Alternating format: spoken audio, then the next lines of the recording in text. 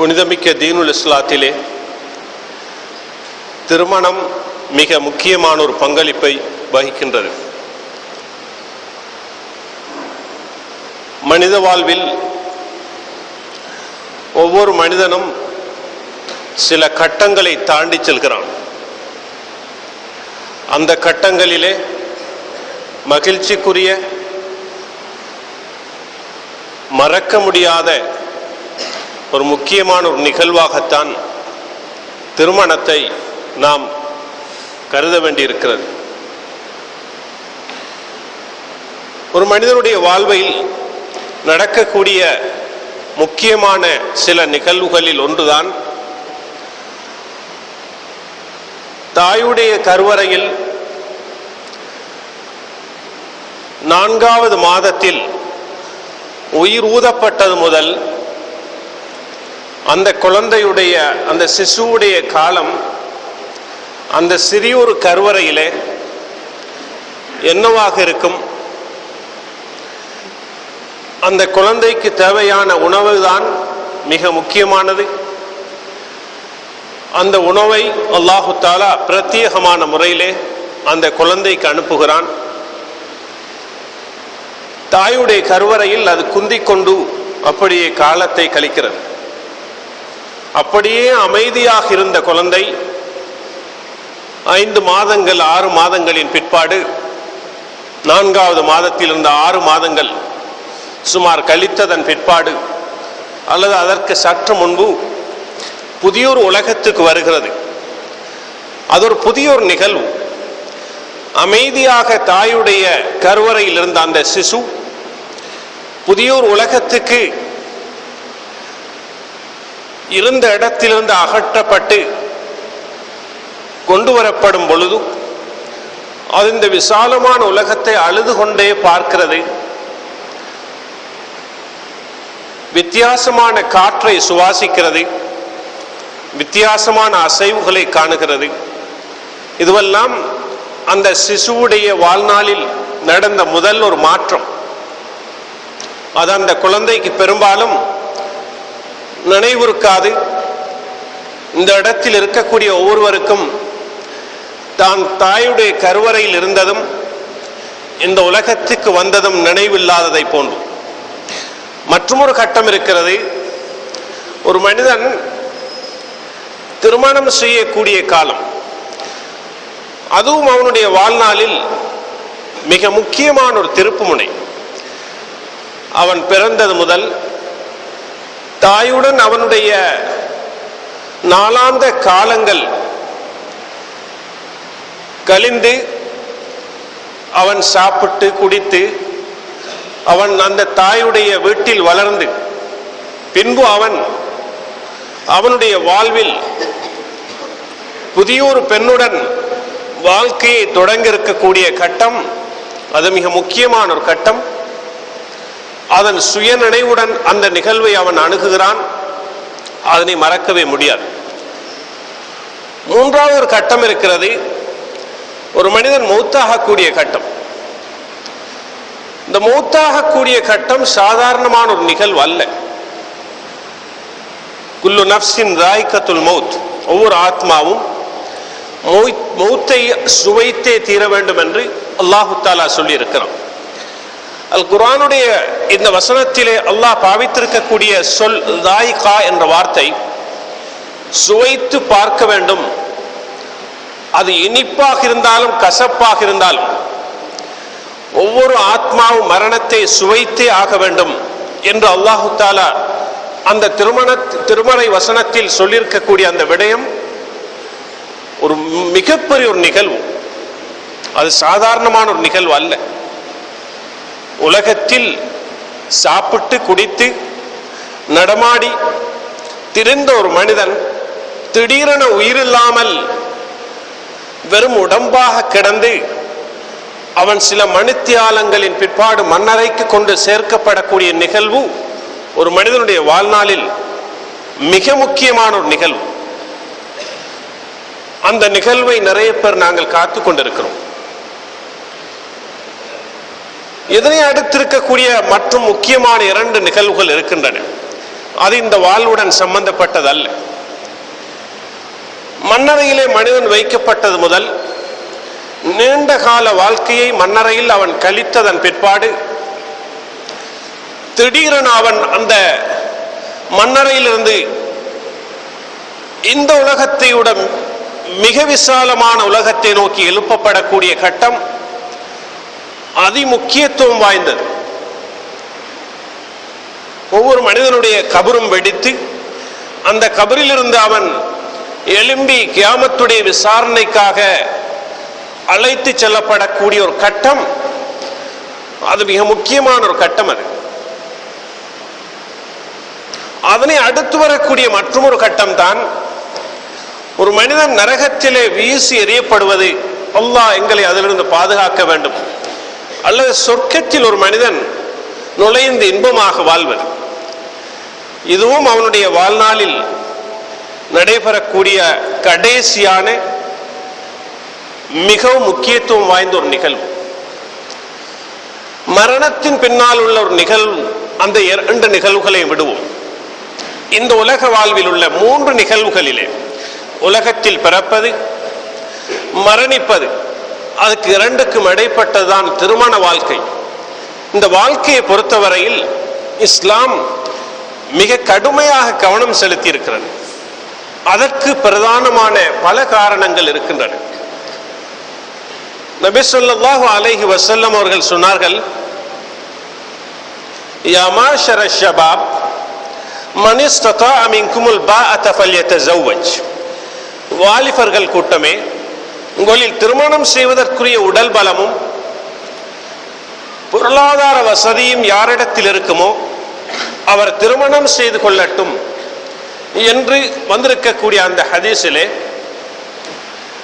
நபி ஸல்லல்லாஹு அலைஹி வஸல்லம் அவர்கள் திருமணம் சம்பந்தமான கட்டளையை சொல்லியிருக்கிறார்கள்.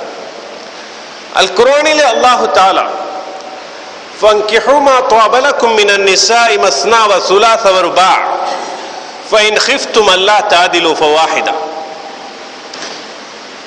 2ஆக அல்லது 3ஆக அல்லது 4ஆக பெண்களில் உங்களுக்கு மனமானதாக விருப்பமாக இருக்கக்கூடியவர்களை நீங்கள் திருமணம் செய்யுங்கள். அந்த பல பெண்களை நீதமாக நடத்த முடியவில்லை என்றால் ஒரு பெண் போதும் என்று அந்த திருமறை வசனம் சொல்லிக் கொண்டிருக்கிறது. ஃபன்கிஹு என்ற வார்த்தையில் அல்லாஹு தஆலா திருமணம் செய்யுங்கள் என்ற அந்த சுன்னத்தான கட்டளை விட்டிருக்கிறான். ஃபல்யதஸவ்வஜ் என்ற வார்த்தையில் நபி ஸல்லல்லாஹு அலைஹி வஸல்லம் அவர்கள் திருமணம் செய்யட்டும் என்று ஒவ்வொரு வாலிபனையும் பார்த்து அந்த கட்டளை இட்டிருக்கிறார். இந்த கட்டம் இன்று உலகத்தில் எல்லோருமே அமுல்படுத்தக்கூடிய ஒரு கட்டம். அல் குர்ஆனில் உள்ள கட்டளைகள் அனைத்துமே கட்டாயமான கட்டளைகள் அல்ல. கட்டளைகள் பல வகையான கட்டளைகள் இருக்கின்றன. குலு வஷ்ரபு, நீங்கள் சாப்பிடுங்கள் குடியுங்கள் என்று அல்லாஹு தஆலா அல் குர்ஆனில் சொல்லியிருக்கக்கூடிய கட்டளை அம்ருல் இபாஹா, ஆகுமான கட்டளை. அதை எல்லோரும் செய்துதான் ஆக வேண்டும் என்று அல்லாஹ் கட்டளையிடவில்லை. அதனை செய்தால் நன்மை கிடைக்கும், விட்டால் பாவம் இல்லை. ஒரு மனிதன் விரும்பினால் சாப்பிடலாம், விரும்பினால் குடிக்கலாம், சாப்பிடாமல் குடிக்காமல் இருக்க முடியும். அது ஆகுமான ஒரு கட்டளை.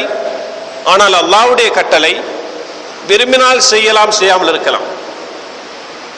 திருமணம் சம்பந்தமாக அல்லாஹ் சொல்லியிருக்கக்கூடிய கட்டளை ஃபன்கிஹு, நீங்கள் திருமணம் செய்யுங்கள் என்பதை ஒரு சுன்னத்தான கட்டளை.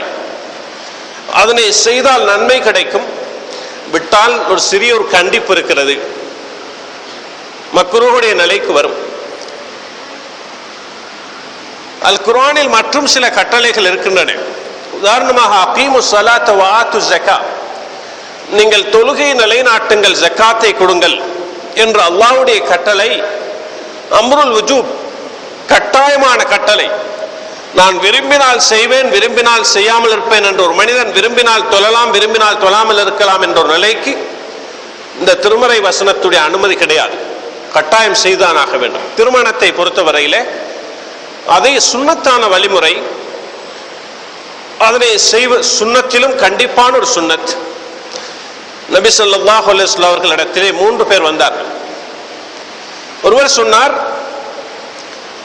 நான் எல்லா நேரங்களிலும் தொழுவேன், நான் தூங்கவே மாட்டேன் என்று சொன்னார். மற்றொருவர் சொன்னார், நான் எல்லா காலங்களிலும் நோன்பு பிடிப்பேன், நான் நோன்பை விடவே மாட்டேன் என்று சொன்னார். மூன்றாம் அவர் சொன்னார், நான் பெண்களை விட்டு தனித்து வாழப் போகிறேன், நான் திருமணம் செய்யவே மாட்டேன் என்று சொன்னார். நபி அவர்கள் சொன்னார்கள், ஆனால் என்னை பொறுத்தவரையிலே நான் தொழுகிறேன், தூங்குகிறேன், நோன்பும் பிடிக்கிறேன், நோன்பு பிடிக்காமலும் இருக்கிறேன், பெண்களை நான் திருமணம் செய்திருக்கிறேன். ஃபமன் ரகிபான் சுன்னதி ஃபலைஸ மின்னி. எனது திருமணம் செய்யக்கூடிய இந்த வழிமுறையை, பொதுவாக எனது வழிமுறையை யார் மறுத்தானோ அவன் என்னை சார்ந்தவன் அல்ல என்று பொதுவாக ஒரு மனிதன், லா ரஹ்பானியத்த ஃபில் இஸ்லாம், இஸ்லாத்திலே துறவரம் கிடையாது, அனைத்தையும் விட்டு ஒதுங்கி ஒரு மனிதர் காட்டில் வாழக்கூடிய முறை இஸ்லாத்தில் கிடையாது. தொழலாம், உடலுக்கு களைப்பு வரும்பொழுது தூங்கலாம், நோன்பு பிடிக்கலாம், கஷ்டப்பட்டவர்களுடைய கஷ்டத்தை உணர்வதற்காக நோன்பு பிடிக்காமலும் இருக்கலாம், அல்லாஹ் தாராளமாக தந்திருக்கக்கூடிய ரிஸ்குகளை சாப்பிடலாம். ஒரு மனிதன் திருமணம் செய்யலாம், திருமணம் செய்யாமல் நான் துறவரத்துடன் வாழத்தான் போகிறேன் என்று ஒரு மனிதன் சொல்லவே முடியாது. அல்லாஹு தஆலா ஒரு மனிதனுக்கு வயிற்று பசியை வைத்திருப்பதை போன்று மர்மஸ்தானத்துடைய பசியை வைத்திருக்கிறான். வயிற்று பசிக்கு ஒரு மனிதன் சாப்பிடுகிறான், அவனுடைய இச்சையை தீர்ப்பதற்காக திருமணம் செய்கிறான். ஆனால் முக்கியமான ஒரு கேள்வி, ஒரு மனிதன் சாப்பிடுவது பசிக்காகவா ருசிக்காகவா என்று கேட்டால், அவன் பசிக்காகவும் சாப்பிடுவான், அந்த சாப்பாடு ருசியாக இருப்பதற்காகவும் சாப்பிடுவான். திருமணத்தை பொறுத்தவரையிலே ஒரு மனிதன் திருமணம் செய்வது அவனுடைய காம உணர்வை, அவனுடைய இச்சையை தீர்ப்பதற்கு மாத்திரம் தானா, அல்லது வேறு சில தேவைகளும் இருக்கின்றனவா என்று கேட்டால், அவன் திருமணத்துடைய நோக்கம், ஒரு மனிதனுடைய திருமணத்துடைய நோக்கம் இச்சைகளை மாத்திரம் தீர்த்து கொள்வது அல்ல. இது திருமணம் சம்பந்தமாக மேற்கத்திய நாகரிகம் அல்லது மேற்கு நாடுகளில் வாழக்கூடியவர்கள் கடைபிடிக்கக்கூடிய ஒரு சித்தாந்தம், கொள்கைதான் ஆசைக்காக மாத்திரம் திருமணம் செய்வது. இந்த நோயினால் முஸ்லிம்களிலும் அதிகமாக பீடிக்கப்பட்டவர்கள் இருக்கிறார்கள். அவர்களுக்கு காம உணர்வு இருக்கிறது, ஆசையை தீர்த்து கொள்வதற்காக ஒரு பெண்ணை திருமணம் செய்வது. இது இஸ்லாத்துடைய கோட்பாடு அல்ல. ஒரு மனிதன் ஆசையை ஹலாலான வழியில் தீர்த்து கொள்வதற்காக அவன் திருமணம் செய்ய வேண்டும், உண்மை. ஆனால் திருமணத்துடைய நோக்கம் அது மாத்திரம் அல்ல. ஆசைக்காக மாத்திரம் திருமணம் செய்வதென்றால் எமக்கு முன்னால் நடந்து தெரியும் நாய்களுக்கும் மனிதனுக்கும் இடையில் வித்தியாசம் இல்லாமல் போய்விடும். ஆசைக்காகத்தான் ஒரு மனிதன் திருமணம் செய்கிறான் என்றால் இந்த பன்றிகளுக்கு மனிதனுக்கும் இடையில் வித்தியாசம் இல்லாமல் போய்விடும். திருமணத்துடைய நோக்கம் ஆசை மாத்திரம் அல்ல, மற்றொரு மிக முக்கியமான ஒரு பொறுப்பு இருக்கிறது. அதுதான் சாலிஹான சந்ததியை உண்டு பண்ணுவது. அதுதான் திருமணத்துடைய பிரதானமான நோக்கம். இதை நாங்கள் ஒரு ஒப்பீட்டாய்வு செய்யலாம். உதாரணமாக, உலக வாழ்க்கையிலே திருமணம் செய்வது இதனுடைய பிரதானமான 3 நோக்கங்கள் இருக்கின்றன. ஒரு நோக்கம்தான் சந்ததியை உண்டு பண்ணுவது. திருமணத்துடைய பிரதானமான நோக்கம் சந்ததியை உண்டு பண்ண வேண்டும். ஒரு மனிதன் உலகத்தில் வாழ்ந்து அவனுடைய பெயரை சொல்லக்கூடிய ஒரு குழந்தை இல்லாமல், அவனுக்கு பின்னால் அவனுடைய முள்ளந்தண்டிலிருந்து சாலிஹான சந்ததிகளை உண்டு பண்ணாமல் அவன் மரணிக்கவே கூடாது. அவனுக்கு குழந்தைகள் பிறக்க வேண்டும், திருமணம் செய்ய வேண்டும். அவன் அந்த திருமணத்துடைய பிரதானமான நோக்கமாக அவர்கள் சாலிஹான குழந்தைகளை அந்த தம்பதிகள் பெற்றெடுக்க வேண்டும். அவர்கள் இந்த உலகத்தில் இந்த தீனுல் இஸ்லாத்தை பரப்ப வேண்டும். அந்த தந்தைகள் கபரில், அந்த தந்தையும் தாயும் மன்னரையில் இருக்கும் பொழுதும் உலகத்தில் வாழும் பொழுதும் ரப்பிர்ஹம்ஹுமா கமா ரப்பயானி ஸகீரா, என்னை சிறுபராயத்தில் வளர்த்ததை போன்று, இரக்கமாக வளர்த்ததை போன்று எனது பெற்றோர்களுக்கு அல்லாஹ் இரட்சகனே நீ இரக்கம் காட்டுவாயாக என்று துஆ செய்யக்கூடிய சாலிஹான குழந்தையை அந்த பெற்றோர்கள் உருவாக்க வேண்டும். அவர்கள் மரணித்து மண்ணறையில் இருக்கும் பொழுது, அந்த மண்ணறையில் இருக்கும் பொழுது அந்த பிள்ளைகள் உலகத்தில் செய்யக்கூடிய நல்ல அமல்களுடைய பிரகாசத்தை அவர்கள் கபரில் பார்த்து கொண்டிருக்க வேண்டும். அந்த குழந்தைகள் அவர்களுக்காக துஆ செய்ய வேண்டும். நாளை மறுமையில் அந்த குழந்தைகள் அந்த பெற்றோர்களுக்காக மன்றாடக்கூடியவர்களாக மாற்ற வேண்டும். ஒரு திருமணத்துடைய பிரதானமான நோக்கம் இதுதான். சாலிஹான நல்ல குழந்தைகளை உருவாக்க வேண்டும். இதன் காரணமாகத்தான் நபி ஸல்லல்லாஹு அலைஹி வஸல்லம் அவர்கள் இப்படி சொன்னார்கள், தஸவ்வஜுல் வலூதல் வதூத், நன்கு பிரசவிக்கக்கூடிய இரக்கமான ஒரு பெண்ணை பார்த்து நீங்கள் திருமணம் செய்யுங்கள். திருமணம் செய்யும் பொழுது அந்த குழந்தை அந்த மணமகள் அழகாக இருக்கிறாளா என்பதை மாத்திரம் பார்க்காமல், அவள் நன்கு குழந்தை பெறக்கூடியவளா, அவளுடைய தாய் எப்படி குழந்தை பெற்றால், அவளுடைய சாட்சிமார்களுடைய நிலைமை என்ன, குழந்தை உருவாகக்கூடிய தன்மையில் உள்ள அந்த குடும்பத்தில் உள்ளவளா என்பதையெல்லாம் நாங்கள் பார்க்க வேண்டும். ஒரு மரத்தை நடுவதற்காக நாங்கள் வாங்கும் பொழுது அந்த மரம் என்ன இனத்தை சார்ந்தது, அதன் மூலமாக நிறைய கன்றுகள் குட்டிகள் உருவாகுமா என்று நாங்கள் பார்ப்பதை போன்றும் நாங்கள் அந்த விடயத்தில் கவனம் எடுக்க வேண்டும். இது எதை சொல்கிறது? திருமணத்துடைய பிரதானமான நோக்கம் சாலிஹான குழந்தைகளை உருவாக்குவதுதான். ஆனால் இன்று திருமணம் செய்யக்கூடிய எத்தனையோ பேர், எங்களுக்கு குழந்தை அவசரமாக பிறக்கக்கூடாது, கொஞ்ச காலம் நாங்கள் ஜொலியாக இன்பமாக வாழ வேண்டும் என்பதற்காக எத்தனையோ விதமான மருந்துகளை பாவிக்கிறார்கள். அந்த மருந்துகளை பாவித்ததும் கருவறை பாதிப்புக்குள்ளாகி அந்த குழந்தைக்கு அந்த பெண்ணுக்கு ஒட்டுமொத்தமாகவே குழந்தை பிறக்காத நிலைக்கு அந்த மருந்துகளுடைய கிருமிகள் பாதிப்பை ஏற்படுத்தி அந்த தம்பதிகள் கடைசியில் நாயையும் பேயையும் உள்நாட்டிலும் வெளிநாட்டிலும் எனது மனைவிக்கு குழந்தை பிறக்காதா என்று ஏங்கி தவிக்கக்கூடிய, சில நேரம் ஷைத்தான்களை நாடி சென்று சிகிச்சை செய்யக்கூடிய முறைகளை எல்லாம் நாங்கள் பார்க்கிறோம். இது அல்லாஹு தஆலா திருமணத்தின் மூலமாக அந்த சந்ததிகள் சாலிஹான குழந்தைகளை பெற வேண்டும், அதுதான் அவர்களுடைய நோக்கமாக இருக்க வேண்டும் என்பதற்கு மாற்றம் செய்ததனுடைய காரணம். கணவனும் மனைவியும் படித்துக் கொண்டிருக்கிறார்கள் மார்க்கத்தில் ஆக தேவையான விடயங்களை, அல்லது அவர்களுக்கு அவசரமாக திருமணம் செய்த உடனேயே குழந்தை உருவாகினால் சில பாதிப்புகள் ஏற்படும் என்று உறுதிமிக்க வைத்தியர்களால் சொல்லப்படுமாக இருந்தால் தற்காலிகமாக அவர்கள் அதற்குரிய வழிகளை தேடலாம் ஹலாலான வழியிலே. இல்லாவிட்டால் திருமணத்தின் மூலமாக எங்களுக்கு சாலிஹான குழந்தை பெற வேண்டும் என்ற நியத்து தான் ஆக முக்கியமானதாக. அதான் திருமணத்துடைய கட்டங்களில் கூட அந்த தம்பதிகளுக்கு சாலிஹான குழந்தைகள் உருவாக வேண்டும் என்று சிலர் துஆ கூட செய்கிறார்கள். திருமணத்துடைய இரண்டாவது நோக்கம், எந்த நீர் உடலிலே ஹலாலான வழியில் உடலிலிருந்து வெளியேற்றப்படாமல் தடுத்து வைக்கப்படுமோ அந்த இந்திரியத்தை ஹலாலான வழியில் வெளியாக்குவது. எந்த நீர் ஹலாலான வழியில் உடலிலிருந்து வெளியேற்றப்படாமல் தேங்கி நிற்பதால் நோய் ஏற்படுமோ அந்த நீரை திருமணத்தின் மூலமாக ஹலாலான வழியிலே வெளியேற்றுவது திருமணத்துடைய இரண்டாவது நோக்கம். ஒரு மனிதனை பொறுத்தவரையிலே உடலில் வித்தியாசமான நீர்களை அல்லாஹ் வைத்திருக்கிறான். இரத்தம் இருக்கிறது, சலம் இருக்கிறது, தண்ணீர் இருக்கிறது, இவ்வாறு இந்திரியம் இருக்கிறது. எத்தனையோ வகையான நீர்களால் உருவாகிய உடம்புதான் மனித உடம்பு.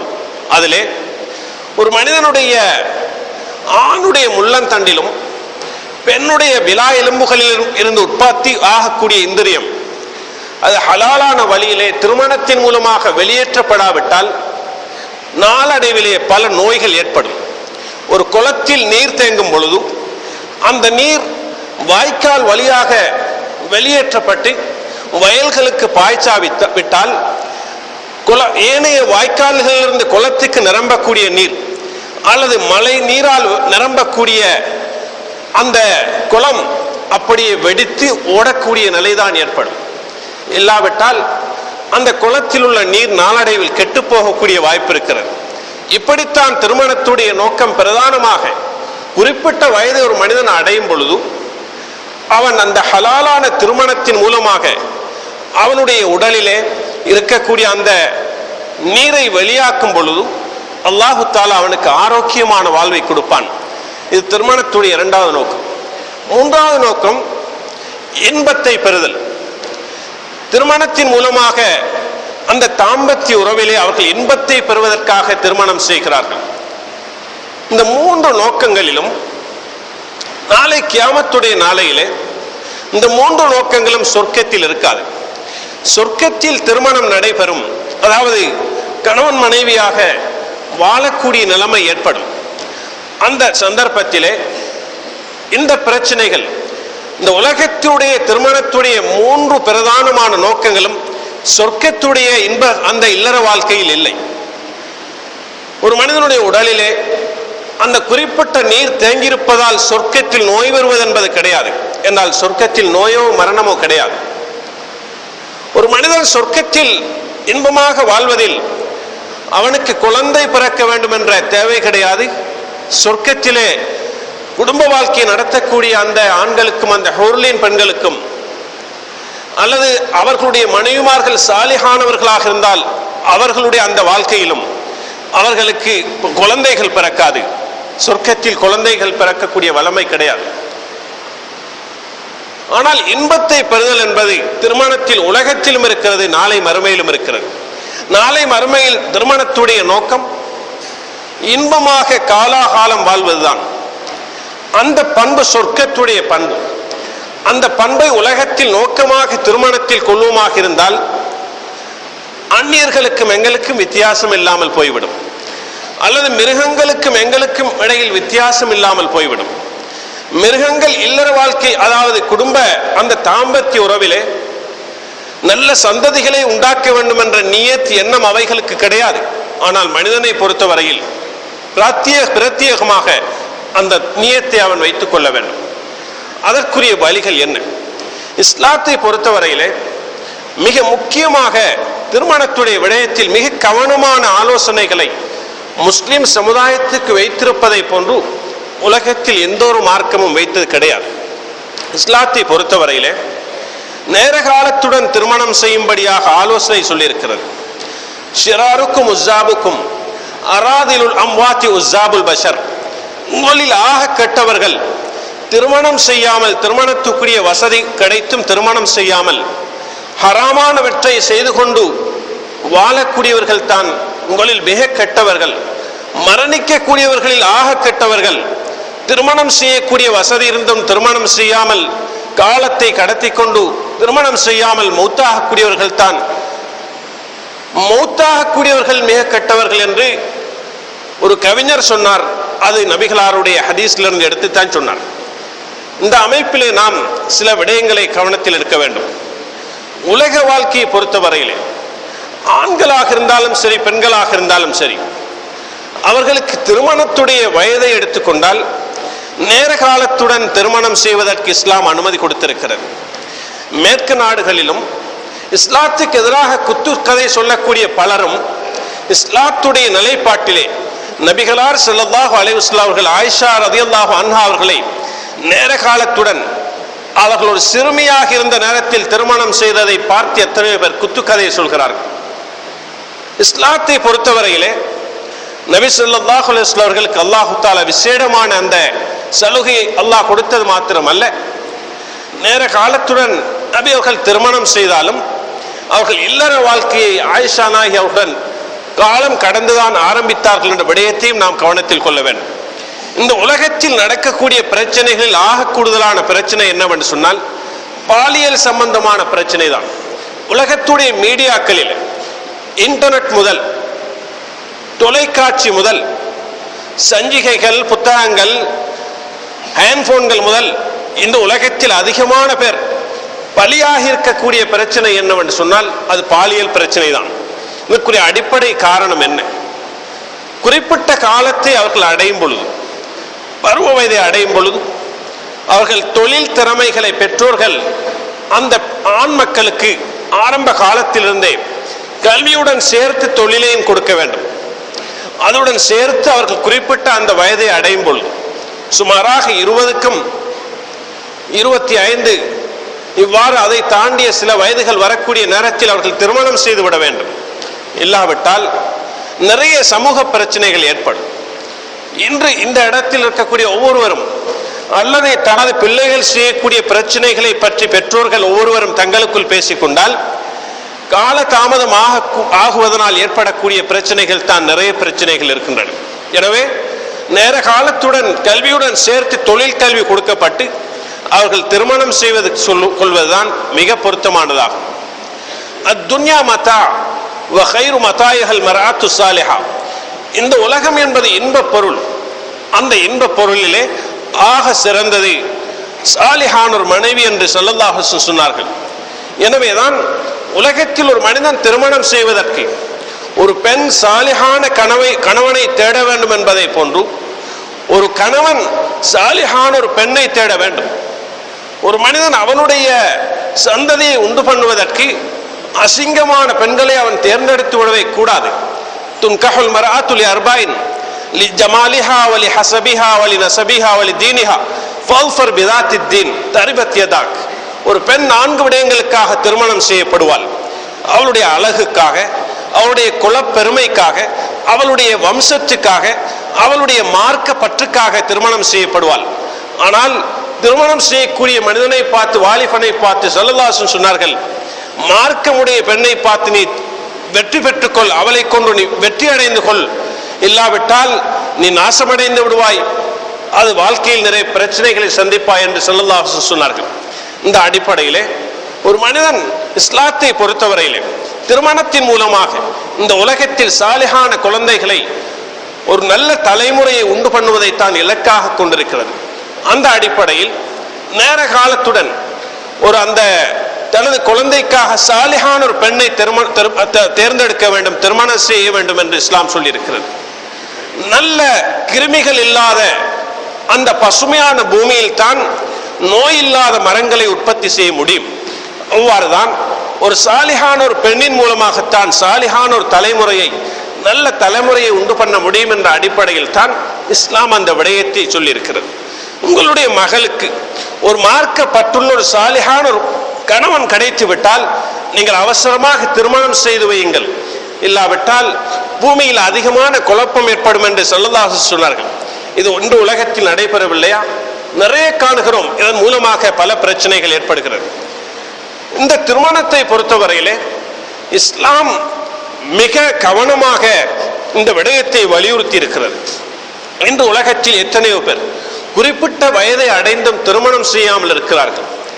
சில எமது பிரதேசங்களிலே தனது பிள்ளைகள் வெளிநாடுகளுக்கு சென்று பணம் அனுப்ப வேண்டும் என்பதற்காக அந்த பெண் பிள்ளைகளை வெளிநாட்டுக்கு அனுப்பி அந்த பணத்திலே வாழக்கூடிய பெற்றோர்கள் இருக்கிறார்கள்.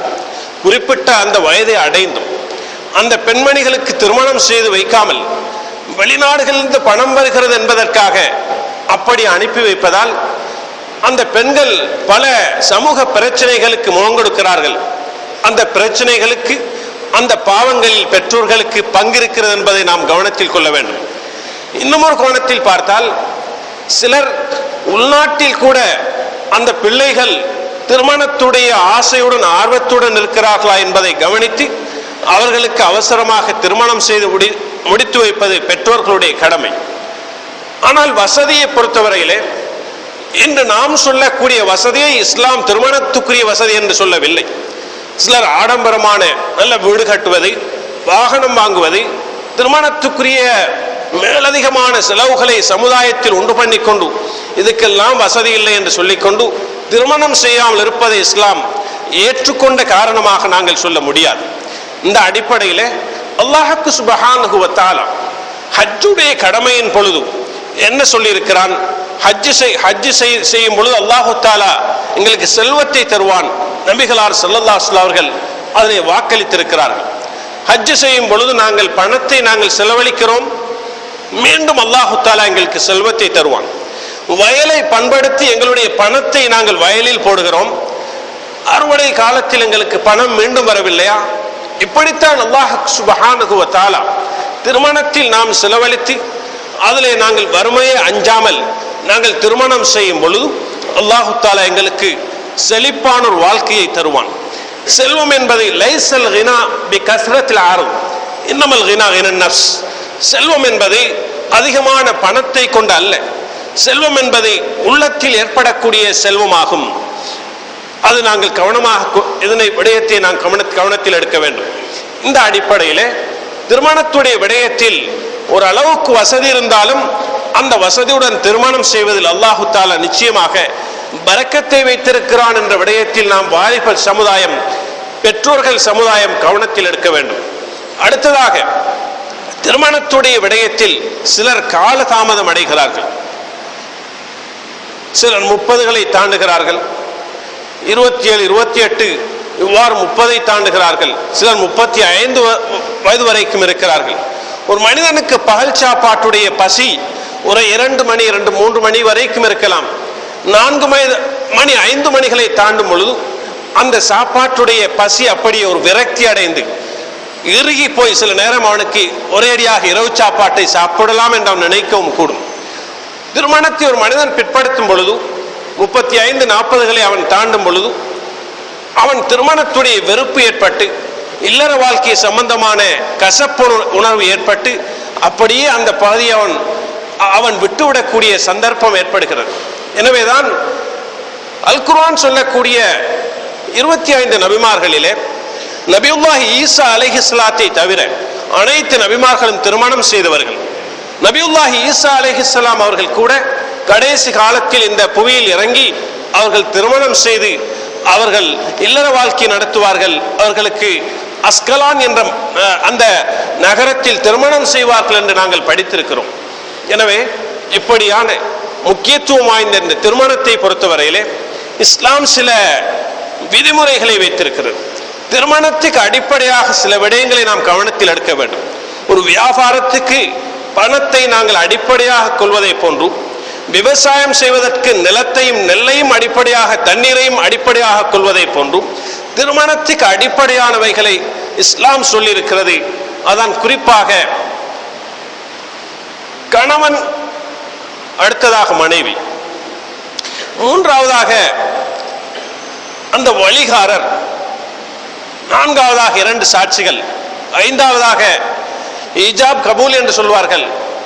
இந்த 5 விடயங்கள் திருமணத்திலே ஆக முக்கியமான பகுதிகளாகும். முதலாவது கணவன், அடுத்தது மனைவி. கணவன் மனைவியுடைய விருப்பம் திருமணத்துக்கு ஆக முக்கியமானதாகும். ஒரு ஆண் அந்த பெண்ணை விரும்ப வேண்டும். அதற்காக தடை செய்யப்பட்ட முறையிலே காதலிப்பதை நான் சொல்லவில்லை. அந்த பெண்ணை அவன் கூட அந்த பெண்ணுடன் வாழ்வதற்கு, அந்த பெண்ணை திருமணம் செய்வதற்கு அந்த ஆணுக்கு விருப்பம் இருக்க வேண்டும். அது ஆக முக்கியமானதாகும். அதே போன்று அந்த பெண் அந்த ஆணுடன் வாழ்வதற்கு விரும்ப வேண்டும். திருமணம் செய்து வைக்கக்கூடியவர்கள் இந்த விடயத்தில் கவனம் எடுக்க வேண்டும். விருப்பமில்லாத வகையிலே திருமணம் நடைபெற்றால் அந்த வாழ்க்கை விவாகரத்தில் முடிவதற்கு வாய்ப்பு இருக்கிறது. அதன் காரணமாகத்தான் இஸ்லாத்திலே திருமணம் முடிக்கக்கூடியவர்கள் அந்த ஆண் அந்த பெண்ணை பார்க்க வேண்டும். அந்த குறிப்பிட்ட அந்த கைகள், முகம் போன்றவற்றை அவன் பார்த்து கொள்ள வேண்டும். அது சுன்னத்தாக்கி இருக்கிறது. அதனை அடுத்து வழிகாரர்கள், வழி என்று சொல்லும் பொழுது அந்த பெண்ணுடைய தந்தை, தந்தை இல்லாத பொழுது பாட்டன், பாட்டன் இல்லாத பொழுது சகோதரன், இவ்வாறு அந்த தொடர் போய்கொண்டிருக்கிறது. அவர்களுடைய அனுமதி இல்லாமல் ஒரு பெண் திருமணம் செய்ய முடியாது. லா நிக்காஹ இல்லா பி வலியின் வ ஷாஹிதை அதில், வழிகாரன் இல்லாமல், 2 நீதமான சாட்சியாளர்கள் இல்லாமல் திருமணம் கூடாது என்று நபி ஸல்லல்லாஹு அலைஹி வஸல்லம் சொல்லியிருக்கிறார்கள். தத்துவ ரீதியாக அல்லது பகுத்தறிவு ரீதியாக, உளவியல் ரீதியாக நாம் இந்த ஹதீஸை அணுகினால், ஒரு பெண்ணை பொறுத்தவரையிலே ஐயுமன் இம்ராத்தின் அன்கஹத் நஃப்ஸஹா பிகைரி இத்னி வலிஹா ஃபனிகாஹுஹா பாத்தில் ஃபனிகாஹுஹா பாத்தில். ரவாஹு முஸ்லிம். நபி ஸல்லல்லாஹு அலைஹி வஸல்லம் அவர்கள் கூறிய ஹதீஸ் முஸ்லிம் என்ற கிரந்தத்தில் பதிவாகி இருக்கிறது. எந்த ஒரு பெண்ணாவது வழிகாரன் இல்லாமல் தன்னை திருமணம் செய்து வைத்துக் கொண்டால் அவளுடைய திருமணம் செல்லுபடியாகாது. அவளுடைய திருமணம் செல்லுபடியாகாது என்ற ஒரு ஹதீஸில் 2 தடவையும் மற்றொரு ஹதீஸிலே 3 தடவை ஸல்லல்லாஹு அலைஹி வஸல்லம் சொன்னதாக சொல்லப்பட்டிருக்கிறது. இந்த அடிப்படையிலே வழிகாரன் ஆக முக்கியம். பகுத்தறிவு ரீதியாகவும் நாங்கள் அதனை ஏற்றுக்கொள்ள முடியும்.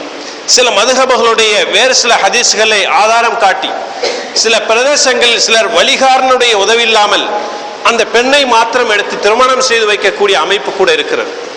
அதனை நாங்கள் பகுத்தறிவு ரீதியாக கூட சரியாக ஒரு ஏற்றுக்கொள்ளாத ஒரு நிலைக்குத்தான் வரவேண்டி இருக்கிறது. ஏனென்றால் ஒரு மனிதன் ஒரு பெண் பிள்ளையை ஒரு தந்தை காலாகாலம் வளர்த்து திருமணத்துடைய வயதை அவள் அடையும் பொழுது அவளை திருமணம் செய்து வைத்தால் தந்தையுடைய அனுமதி இல்லாமல், நீங்கள் தந்தையாக இருந்து உங்களுடைய மகளுக்கு அப்படி நீங்கள் உங்களுக்கு நடந்தால், உங்களுடைய மகள் உங்களுடைய அனுமதி இல்லாமல் ஒருவனை திருமணம் முடித்தால் அது எவ்வளவு கஷ்டமாக சுமையாக இருக்கும்.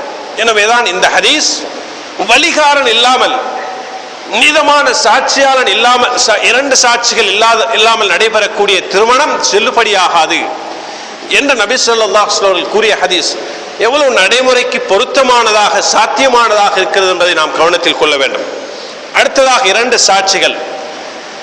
சாட்சிகள் நீதமானவர்களாக இருக்க வேண்டும். நீதமானவர்களாக இருப்பதற்கு மார்க்கத்தில் சில நிபந்தனைகள் இருக்கின்றன. இப்படியான அந்த சாட்சியாளர்கள் சம்பந்தப்பட்டுத்தான் அந்த திருமணம் நடைபெற வேண்டும், ஈஜாப் கபூல் நடைபெற வேண்டும்.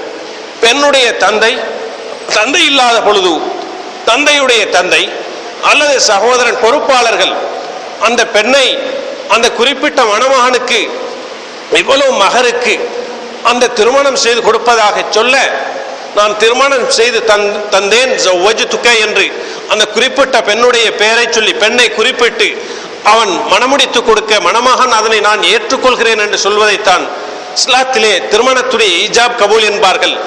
இந்த 5 விடயங்களும் உள்ளடங்காத திருமணமாக இஸ்லாத்தில் ஏற்றுக்கொள்ளப்பட மாட்டார். இந்த அடிப்படையில் நாம் சிந்திக்கும் பொழுது இந்த திருமணத்துடைய விடயத்திலே இந்த விடயங்களை நாம் குறிப்பாக கவனத்தில் கொள்ள வேண்டும்.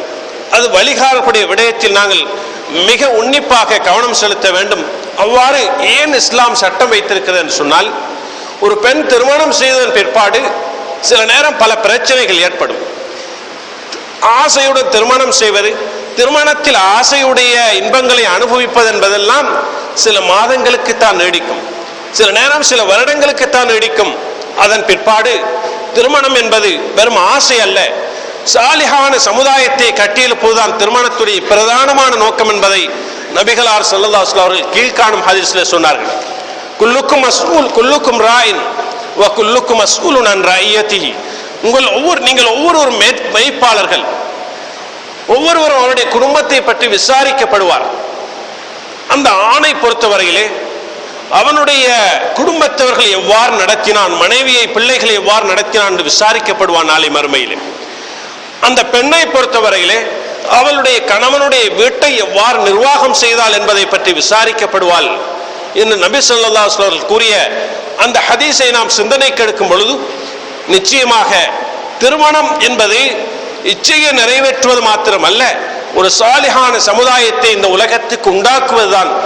மிகப்பெரிய ஒரு பொறுப்பை எடுப்பதற்காகத்தான் திருமணத்திலே அந்த கணவன் கபில்து நிக்காஹா என்று சொல்கிறான். அதற்காக அவன் கையொப்பமிடுகிறான். அந்த கையொப்பத்தில் ஆசையை நிறைவேற்றுவதை நியத்து வைக்கக்கூடாது. அத்துடன் பிரதானமாக சாலிஹான சந்ததியை உண்டு பண்ணுவதற்காகத்தான் நான் இந்த கையொப்பமிடுகிறேன், கபில்து நிக்காஹா என்று நான் சொல்கிறேன் என்பதை கவனத்தில் கொள்ள வேண்டும். எனவேதான் அல்லாஹ் சுப்ஹானஹு வ தஆலா முஸ்லிம் சமுதாயத்துக்கு வழங்கி இருக்கக்கூடிய இந்த திருமணத்துடைய விடயத்தில் கடைசியாக ஹதீஸை ஞாபகமூட்ட விரும்புகிறேன். நபி ஸல்லல்லாஹு அலைஹி வஸல்லம் சொன்னார்கள், மன் ரஸகஹுல்லாஹு இம்ராஅத்தன் சாலிஹா ஃபகத் ஆன அலா ஷத்ரி தீனி ஃபல்யத்தகில்லாஹ ஃபி ஷத்ரில் பாகி. ஒரு மனிதனுக்கு அல்லாஹ் தஆலா ஒரு சாலிஹான ஒரு நல்ல மனைவியை கொடுத்து விட்டால் அவனுக்கு அவனுடைய மார்க்கத்தில் பாதி விடயத்துக்கு அல்லாஹ் உதவி செய்து விட்டான். மற்றைய பாதையில் அல்லாஹ்வை அவன் பயந்து கொள்ளட்டும் என்று சொன்னார்கள். சாலிஹான மனைவி கிடைக்காதவனுக்குத்தான் அதனுடைய கஷ்டம் தெரியும். உலகத்தில் அவன் நரகத்தை கண்ணால் காண்பான், கஷ்டமான வாழ்க்கையை வாழ்வான். எனவே சாலிஹான மனைவி ஒரு மனிதனுக்கு கிடைத்து விட்டால் அல்லாஹ் மார்க்கத்துடைய பாதையில் ஒரு மனிதனுக்கு உதவி செய்து விட்டான். மற்ற பாதையில் அல்லாஹ்வை பயந்து கொள்ளட்டும் என்று ஸல்லல்லாஹு அலைஹி வஸல்லம் சொன்னார்கள். எனவே எல்லாம் அல்லாஹ்வுக்கு சுப்ஹானஹு வ தஆலா இந்த திருமணத்துடைய ஆழமான விடயங்களை எங்களுடைய வாழ்க்கையிலே நாங்கள் படித்து விளங்கி திருமணம் செய்யாதவர்கள் அதை விளங்கி, திருமணம் செய்தவர்கள் அதை உணர்ந்து தங்களுடைய வாழ்க்கையில் அமுல்படுத்துவதற்கு நம் அனைவருக்கும் தௌஃபீக் செய்வானாக.